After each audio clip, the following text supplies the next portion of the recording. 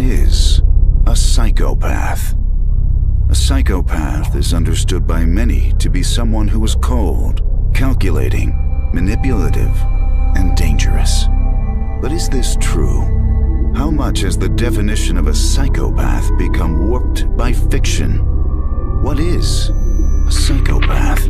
Dr. Robert Hare is known as the godfather of psychopathy. A forensic psychologist at the University of British Columbia, he developed the psychopathy checklist used by law enforcement agencies and courts all over the world to identify those clusters of traits that only show up in psychopaths. His groundbreaking book, Without Conscience, pinpoints the hallmark of any psychopath: a total disregard of right and wrong. Most of the psychopaths are living right next to us and living a reasonably normal life, but creating some sort of distress, psychological or environmental or financial, for others around them.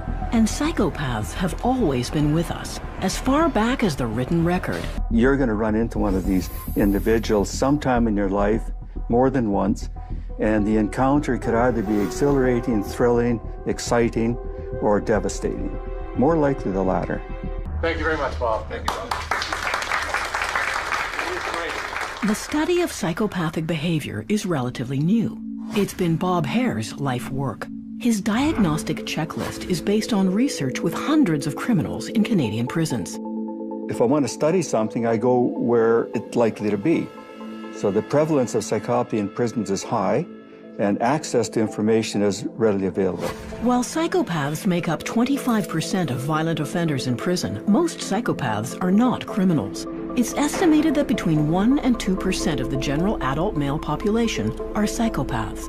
They could be your neighbor, your boss, your friend, or your spouse. Hare considers them society's most dangerous individuals. His diagnostic checklist measures 20 key personality characteristics which reveal psychopathic traits: egocentric, lacking remorse, guilt, and empathy, deceitful, glib, and shallow. Hare's checklist scores those characteristics on a scale from 0 to 40. The average score in the population might be 1 or 2. The average score in prisons is about 20, 21, and we use 30 out of 40 as a convenient threshold for defining psychopathy. Now that's very, very high, and that's light years away from the average person. In the general population, what other person who gets a score of 10? I mean, this is well below the threshold for psychopathy, but if you look at the characteristics, these are probably not very nice people. Score ranges from 0 to 40. And the higher you score, the more extreme your psychopathy. At the University of Wisconsin, Dr. Mike Koenigs uses an MRI scanner to compare the brains of normal subjects with those of psychopaths in prison. So there's a specific circuit very deep in the brain that is responsive to essentially anything that we find innately pleasurable. So things like money, drugs, sex, chocolate. When you look at a psychopathic brain's response to reward, what we find is that the more psychopathic the individual is, the stronger that this area of the brain lights up to reward, called the amygdala, primary sort of fear center of the brain. And another circuit of the brain that we know to be responsible for empathy, for the regulation of emotion, for motivating pro-social behavior, for regulating our moral judgments, we also see some degraded connections in that circuit of the brain. There is reduced connectivity between these two areas of the brain, the amygdala and the prefrontal cortex.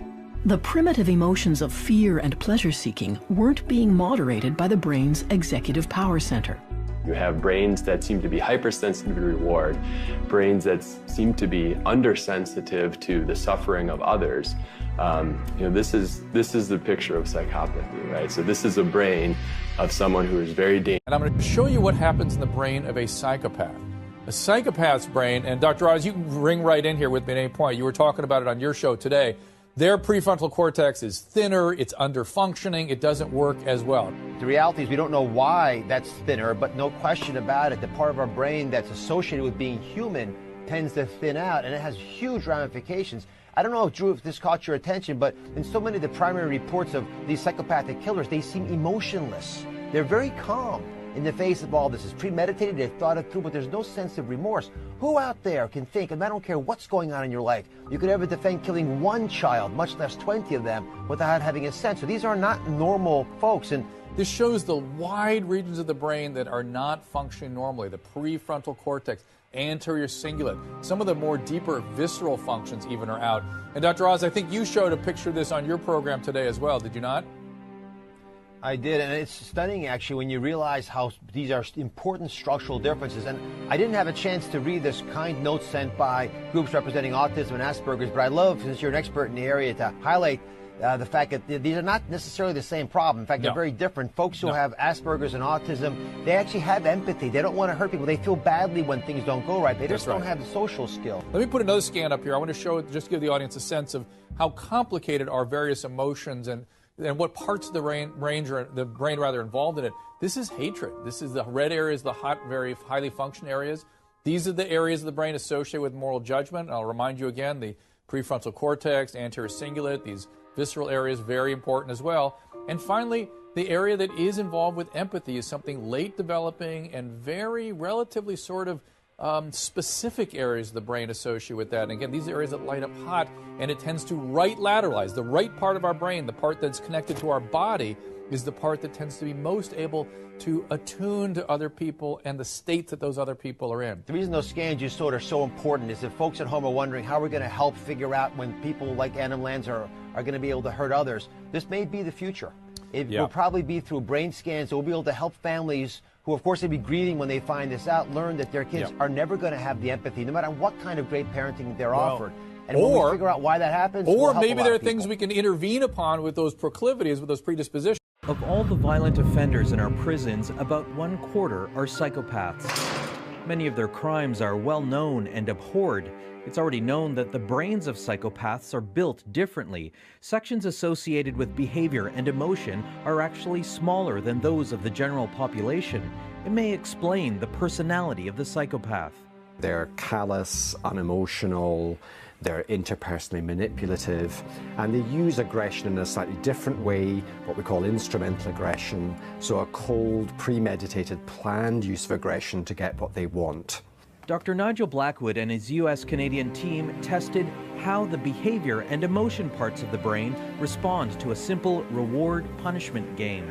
Volunteers included psychopathic violent offenders, non-psychopathic violent offenders, and a control group, all white British men who were tested while in an MRI machine.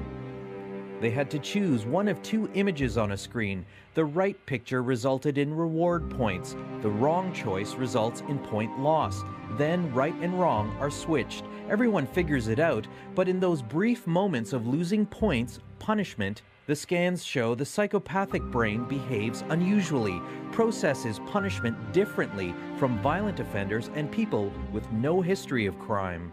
They're not simply insensitive to punishment, there's a very different organization of their reinforcement learning system that shapes their behavior.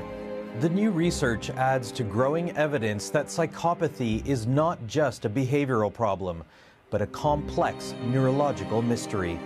Vic Adopia, CBC News, Toronto.